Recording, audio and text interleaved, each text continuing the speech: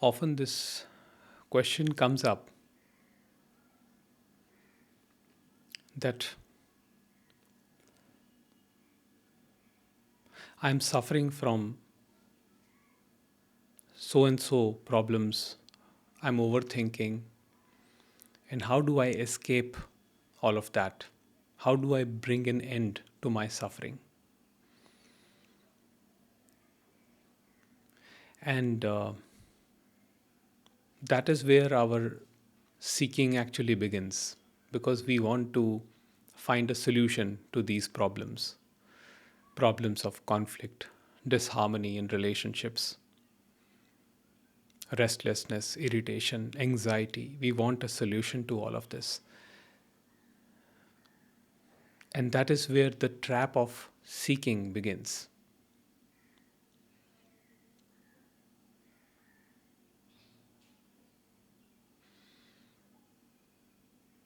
When we start seeking, we assume the presence of a separate subject seeking something in order to attain something.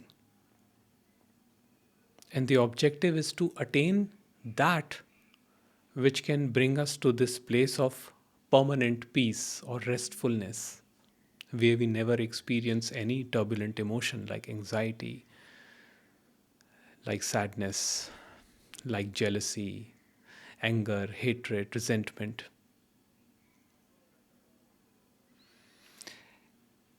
And having been in this phase for quite some time,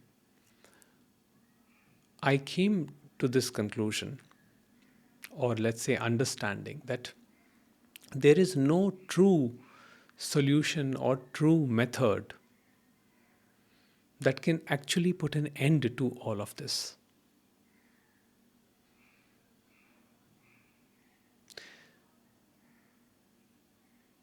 But you see, the very understanding that the seeking to end a process continues the process, perpetuates the process. So, if, let's say, you are unhappy and you're trying to find a method, a way, a technique to be happy, that very thing perpetuates unhappiness. Some people feel that maybe if they do better in their careers, they will attain happiness. So they keep pushing themselves, they keep themselves immersed in this hustle mentality where they are working, working, working. So they are constantly going through this phase of unhappiness, depression, anxiety, in order to attain something which is future oriented, which is an image.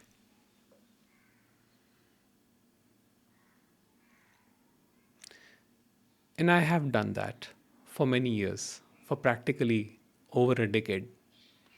But I never got anything that would give me permanent peace or permanent happiness or a sense of fulfillment.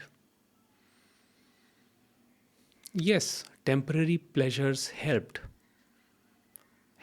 to soothe temporary pain, but it was all in the moment. So,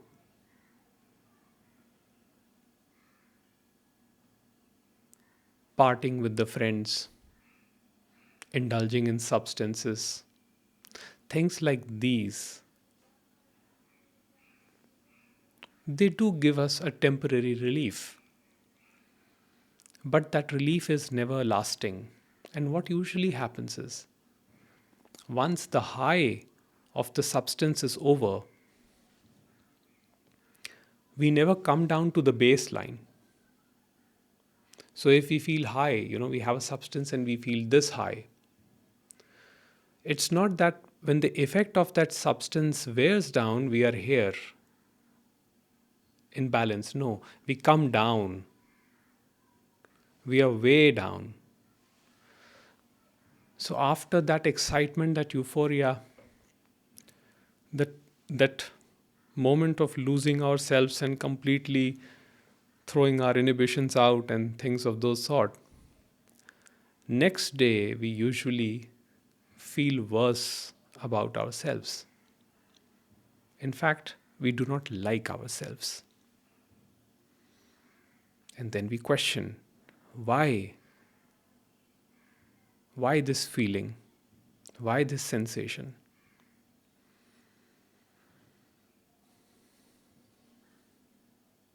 And that is when we start questioning life, our meaning, our purpose. And usually in the Middle Ages, in the age group of, or say between 35 to 40, 45, we start questioning, where am I heading? What is my purpose? What do I exactly want from life? And this was the question that was posed to me. What exactly am I looking for? What is it that I want? What is that which is going to give me permanent happiness, where I never feel any ill will, any anxiety, any hatred, any jealousy, resentment, malice, spite towards anyone else, and live in peace and harmony? And I could not come across any method, any technique that would give me that. Yes, meditations are helpful.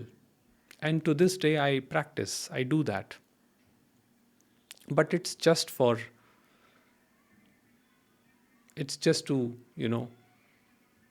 calm myself temporarily.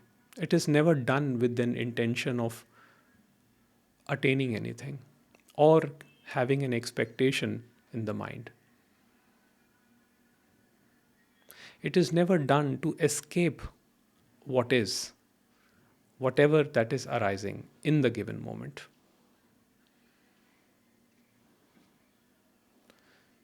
So, as a practice, I did all those things for long hours: meditation, japas, even other things. But nothing brought peace and happiness that I was looking for. So it was in that moment I questioned as to what exactly is it that I'm looking for? What is it that I'm seeking? Can I pinpoint that? And to my surprise and my shock, I could not really pinpoint as to what I was looking for. And at some point, there was this understanding, and I had to accept that I am completely incapable of knowing what I want.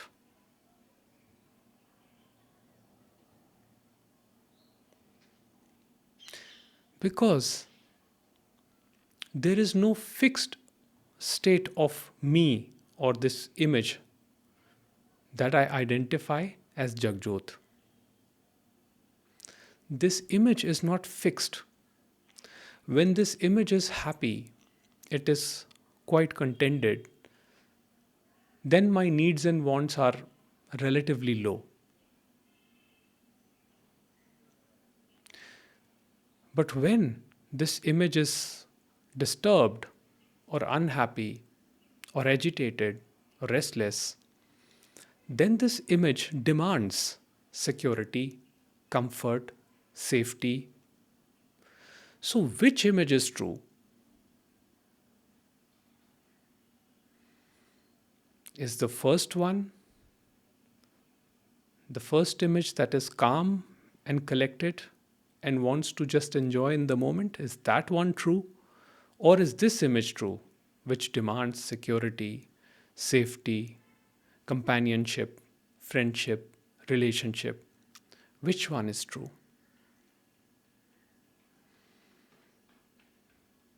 That is where the fundamental question comes up: who am I? Or rather, what am I? What is this me? What is this I that wants this and that desires fulfillment?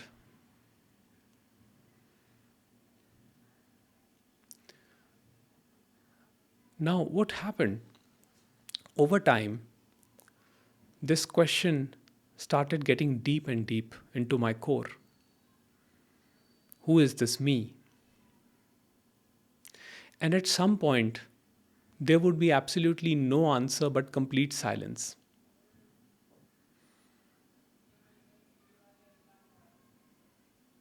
And there was absolutely no need to seek any answer, to seek any comfort, to seek any solution to the so perceived problems of life. Because if I cannot pinpoint this me, if I cannot find this entity me, then how I can know about life or about the universe or about the purpose? If I don't know myself, then how do I know if I am headed in the right direction or in the wrong direction? So, what is the solution?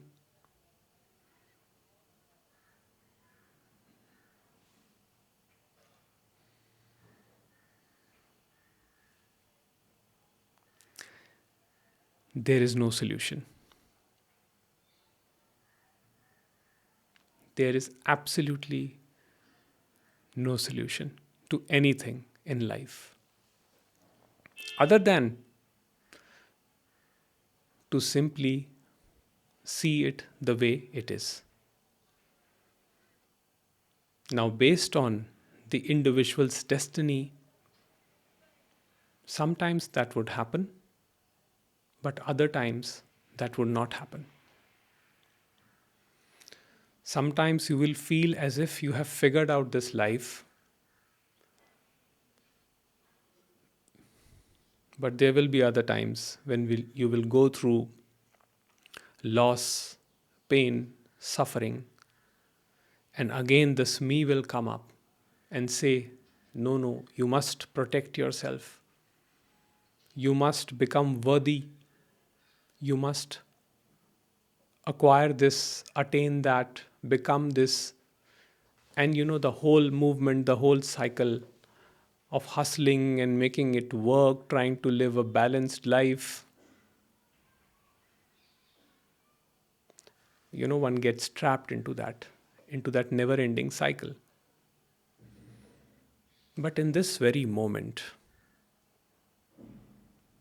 if you are totally present to what is, if there is total attention, total presence in this very moment, what is it that you want?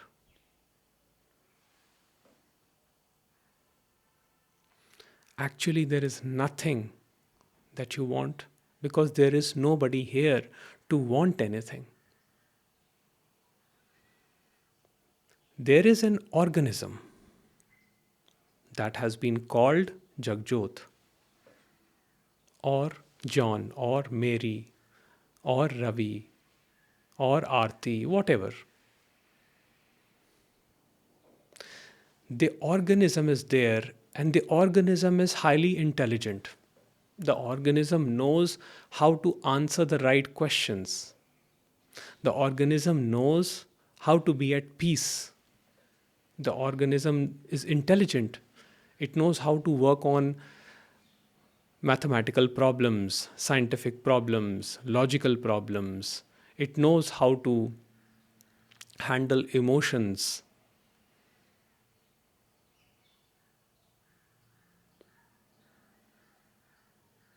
But the organism is unpredictable in the moment, and it will remain to be so.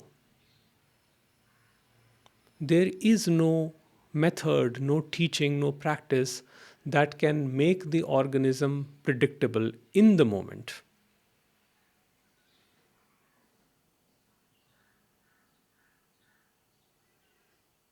So, the final understanding of Advaita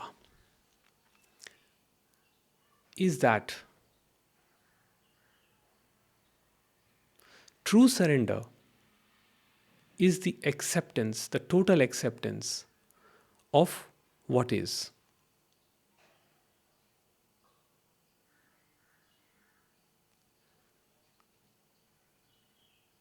With this understanding, there is never a resistance to anything that is arising. You may certainly not like what is arising because there are certain emotions like jealousy, hatred, envy, resentment, and we are told, we are conditioned that these are bad emotions, these are evil emotions, and we should avoid them, otherwise we are bad people. And in trying to counter these emotions, in trying to avoid these emotions, we actually subconsciously strengthen them. They reside, they lurk in our shadows.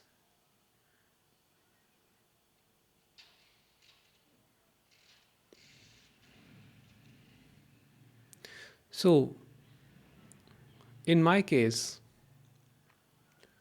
this understanding, as it came about, it allowed a space. And in that space, every emotion was allowed. There was resistance to no emotion.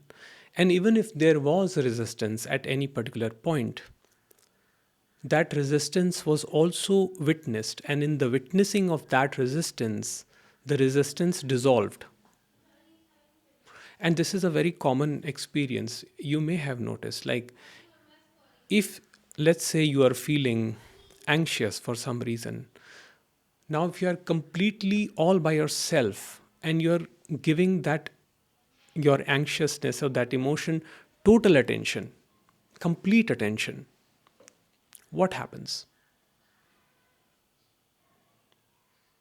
You actually fuse into it and the emotion completely diffuses.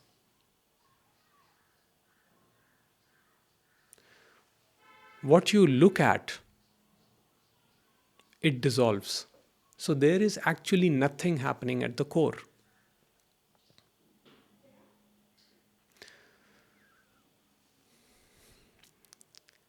But the problem is that we have come up with different models with the idea of creating a balanced society, with the idea of, with the idea that certain things are good and other things are evil. And in this division, we are breeding more and more conflict and confusion in people. So everybody is living a templated life. Everybody is just living a blueprint which has been handed over to them by the people, by the society, by the parents. And when they are not able to follow those principles based on that blueprint, they are shamed. And that shame often leads to a lot of guilt. So, this me entity again comes up and it says, I am unworthy, I have failed. Now I ask, who is this me? Who is this I that failed?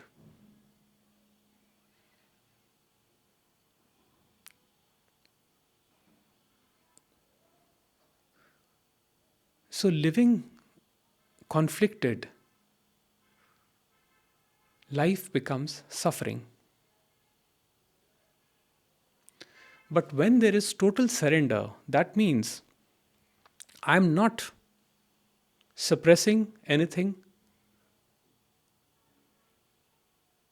I'm not even acting out on anything. Of course, if acting out has to happen, it will happen. It may happen. It is not always in the control of an organism. But I am aware that it is happening without judging it, without analyzing it. I'm simply watching the content. The content is me. There is no separation between the content and the me. So the jealousy, the anger, or whatever negative emotion I create, that is the me. So there is no separate observer of any phenomena. Everything is simply a happening to no one. And that is what is the acceptance of what is. Because when there is no separate observer, then everything is one interconnected whole.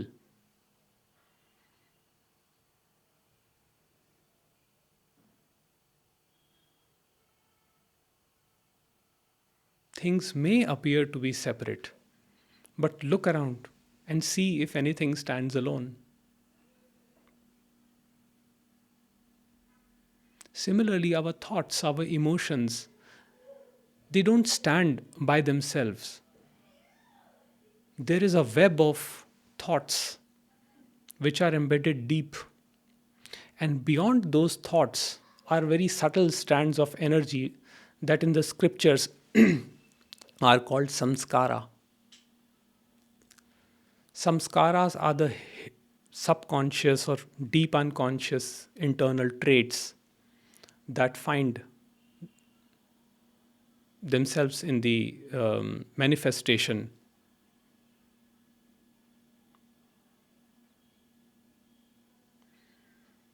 And these samskaras sometimes are very strong.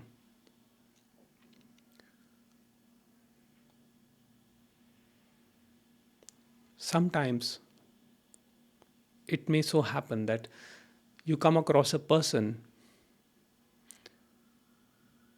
who is in a relationship but often cheats. Now, again, if we see from the society's standard, we will always condemn such a person that how can this person cheat? So we fix this assumption that there is an individual there who is cheating and who is deliberately causing hurt to another. But what we miss in that moment is that there are so many forces playing around on that individual and also on the people who are judging the individual. And generally, we don't take those forces into consideration. Now, it says in the Bhagavad Gita that you don't act alone.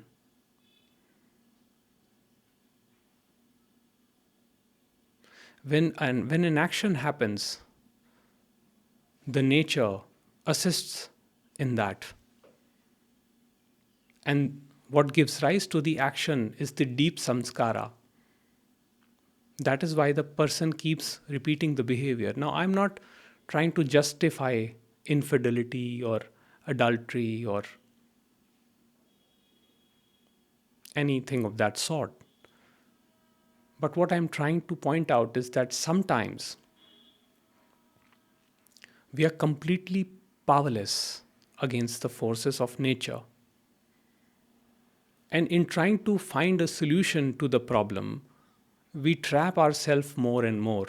In fact, we get sucked into this rabbit hole of knowledge. We think that maybe by acquiring more knowledge, by knowing more about this phenomena, that phenomena, maybe we will be able to prevent a mishap, or maybe that we will be able to predict the uncertainty of life. But that is not possible. And the pandemic that we have been through is a great example of that. Nobody could have predicted that that would happen and happen in this way, in this magnitude.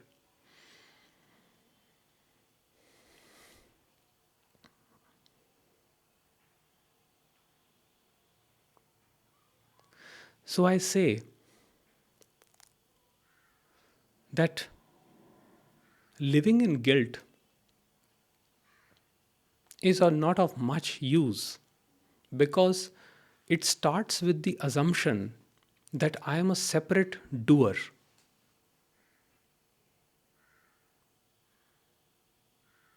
that I am the individual that acts with personal volition.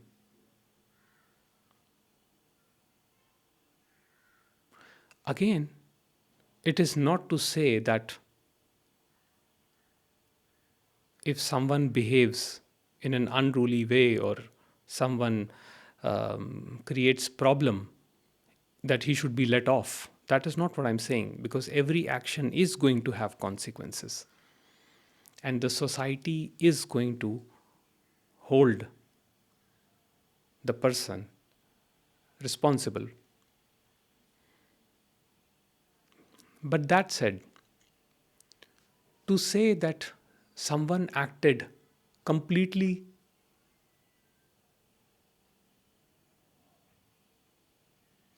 with free will,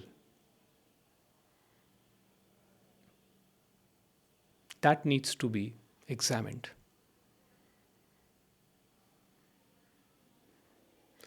Now, I have already talked about free will in my other videos, so I'm not going to go into that.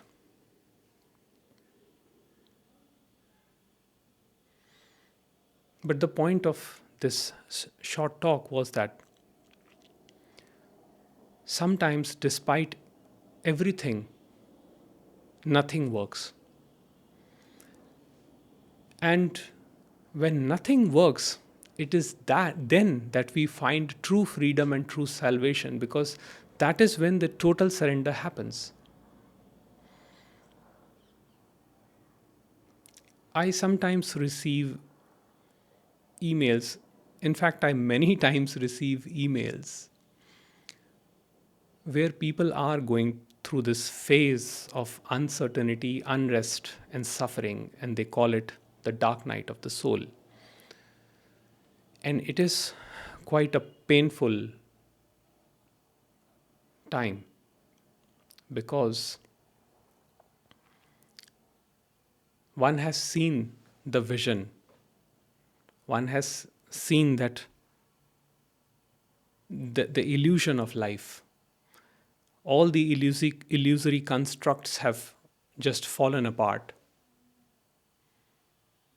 They have gone through all that chase of attaining, becoming, acquiring wealth, relationship, money, this, that, true love, and nothing gave happiness. And they saw the light, they saw the bliss of oneness.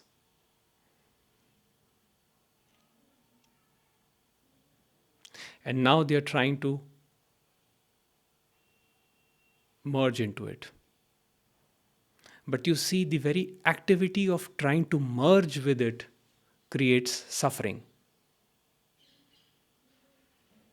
That is why J. Krishnamurti would very assertively say, first, do not seek, because your seeking will be complete meaningless. The separate subject, me, is a conflicted entity. Therefore, the conflicted entity cannot do anything to find wholeness. The wholeness simply is this, or now, whatever is arising. So, trying to be in the present moment, trying to abide in the I am, trying to become one with the universe, implies a separation between a subject and an object.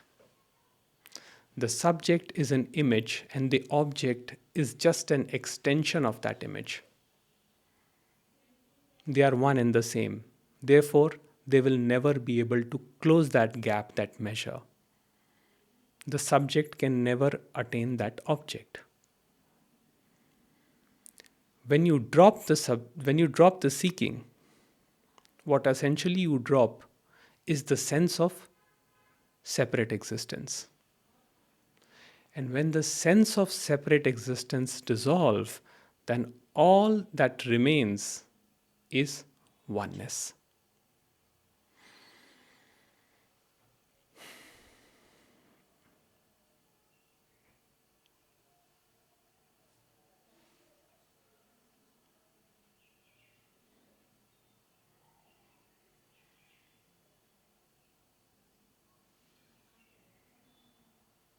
So I guess we can conclude this short talk.